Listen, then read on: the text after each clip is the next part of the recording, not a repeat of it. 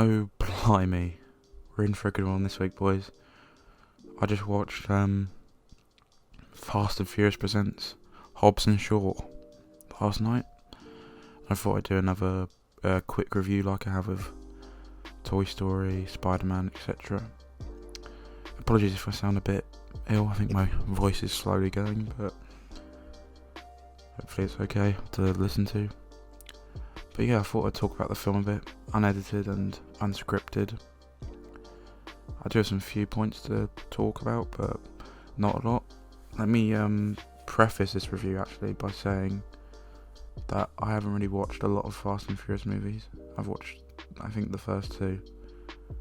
So to kind of, I felt like it was a big jump from the most recent one I watched, which I think was 2, to this one.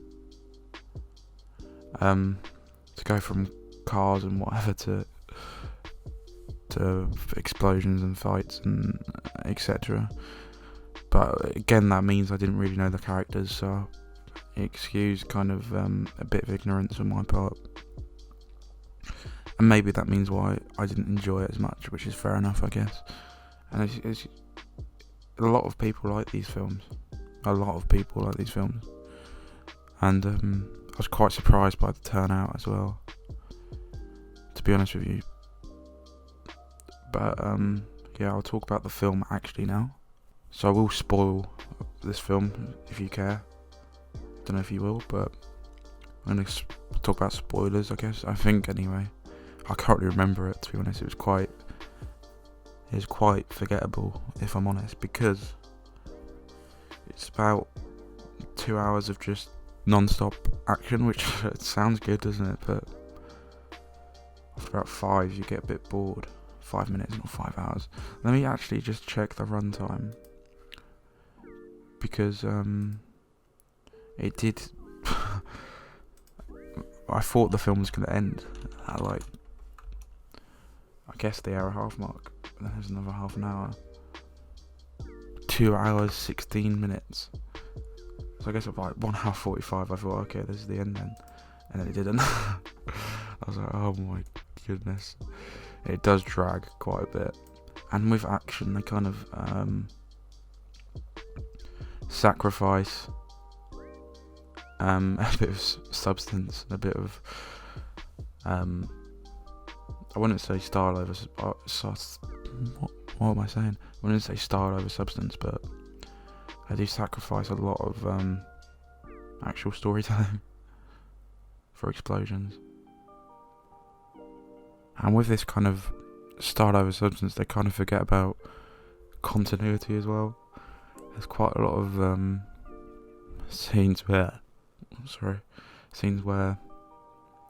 one character's wearing something and then the next scene they're not, or something weird. They kind of forget that continuity has to be consistent through a timeline rather than scene to scene.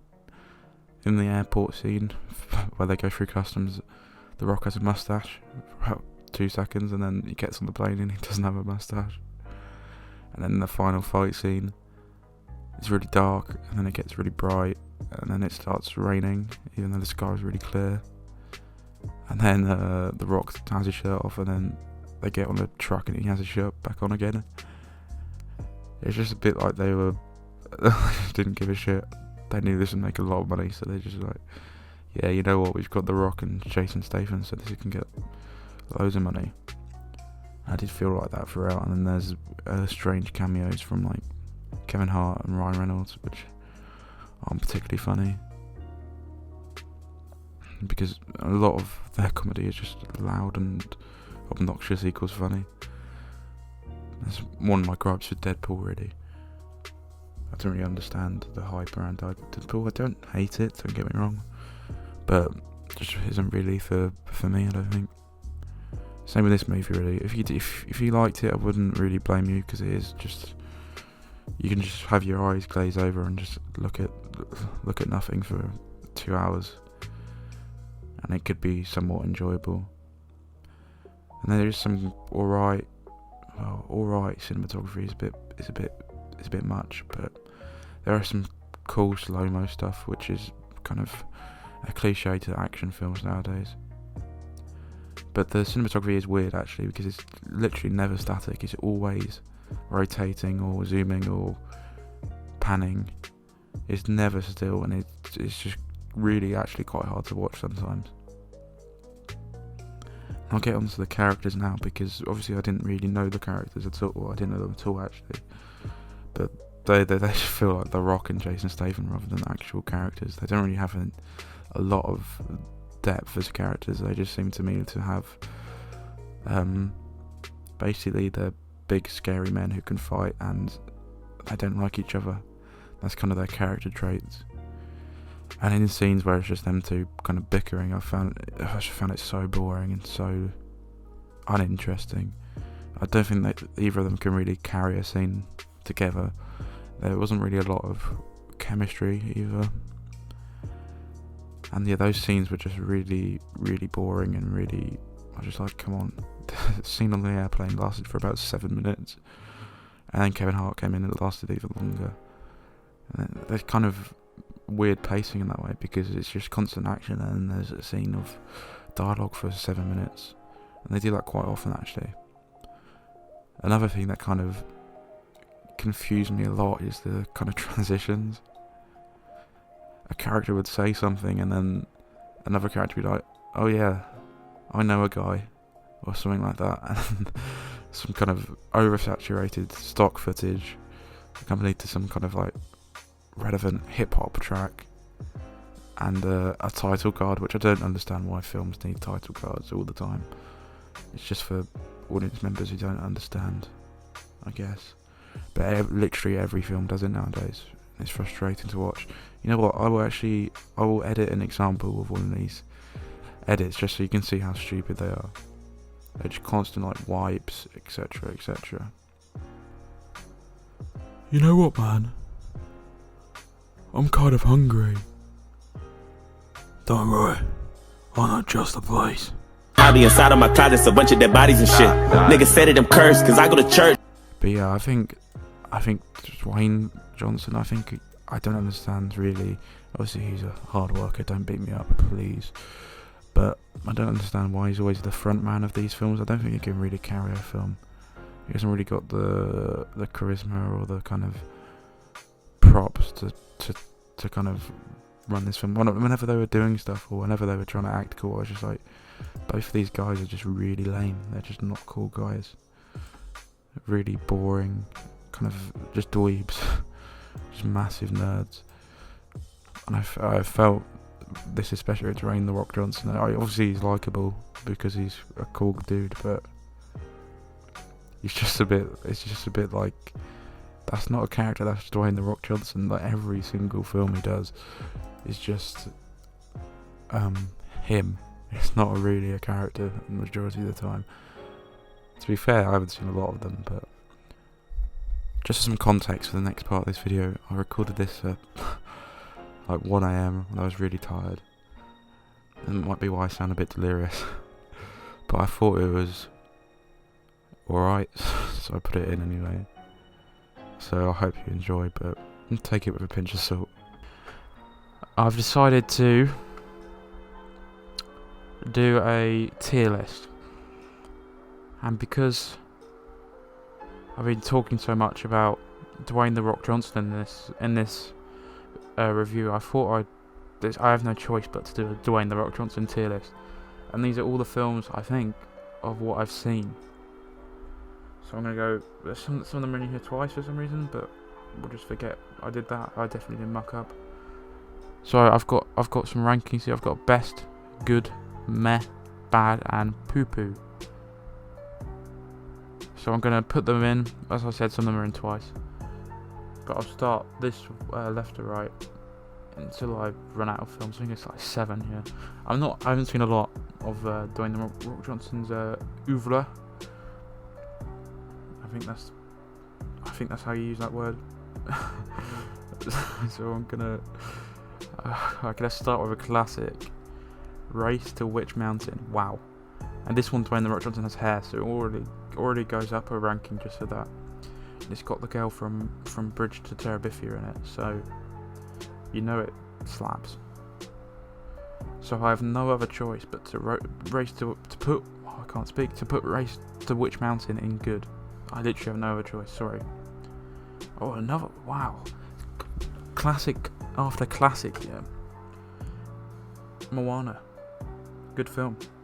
And you don't see Dwayne "The Rock" Johnson's face, so it's a bonus. Or his body, which is a shame, because I love that body. But I think I'm gonna go for, you know what, another good.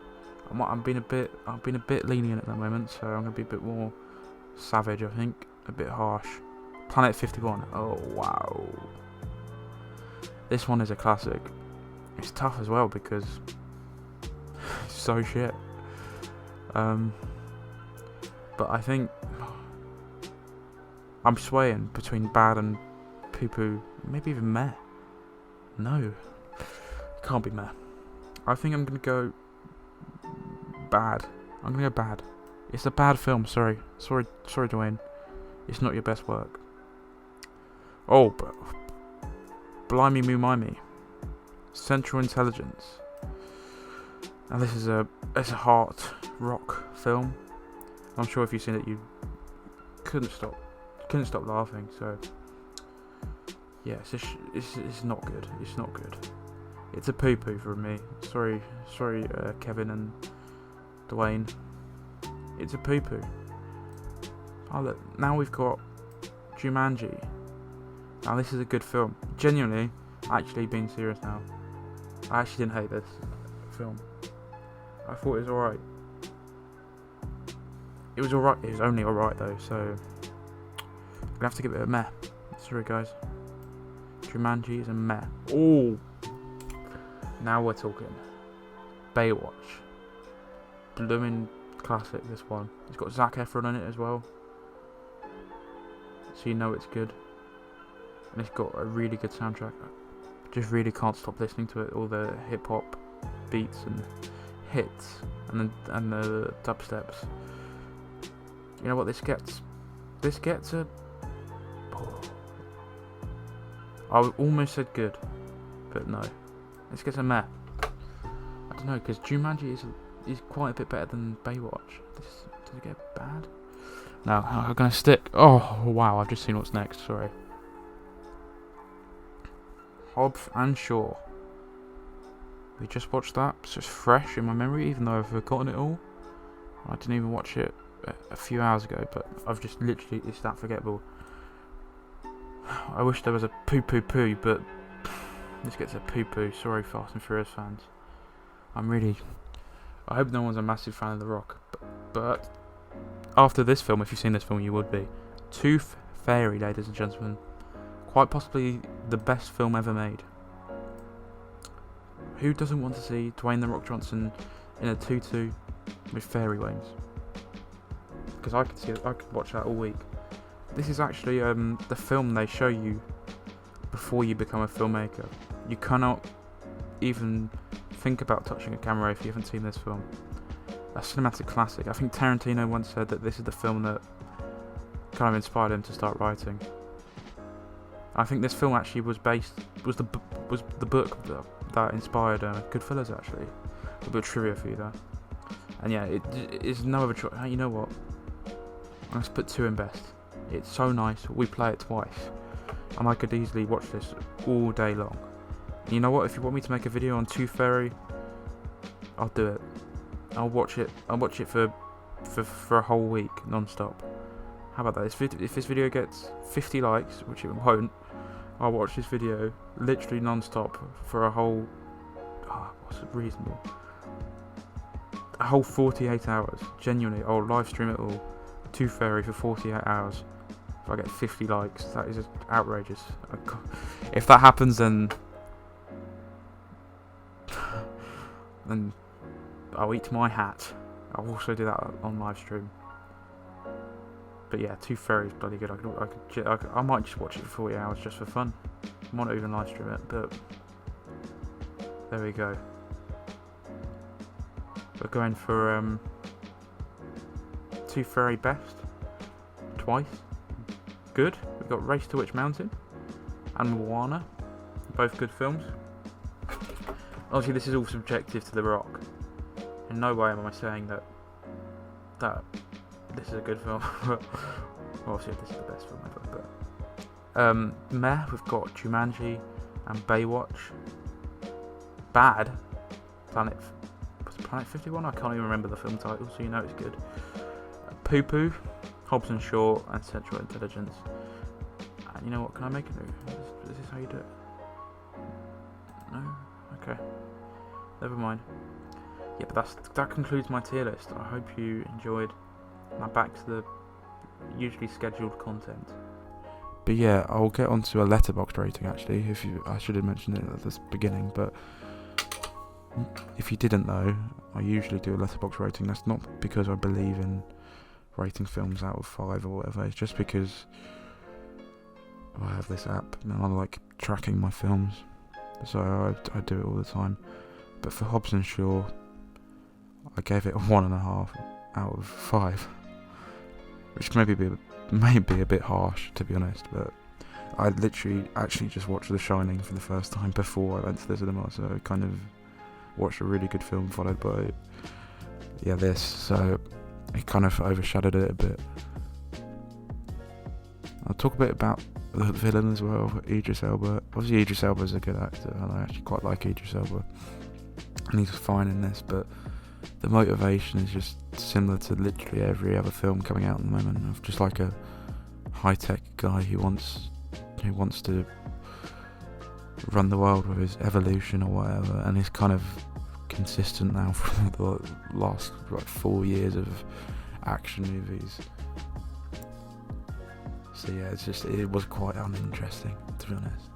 That's what I thought throughout the whole film. I just wasn't really invested or interested, and maybe that's because I haven't watched all these films, but I don't know. Maybe I will. Maybe I'll do a marathon of Fast and Furious films and see how long I can last. I'm sure not very long. But yeah, I think that's about it for my review. Sorry it's a bit short, sorry I haven't really done much videos recently, sorry I sound a bit rough. But yeah, I'll resume regular scheduled content shortly. But yeah, I'd give that film 1.5, like I said, and take that with a pinch of salt, because obviously I haven't watched any of the other films and maybe I found it a bit uninteresting because of that. But yeah, that's about it. Thank you for watching, and I'll catch you in the next one. Bye bye.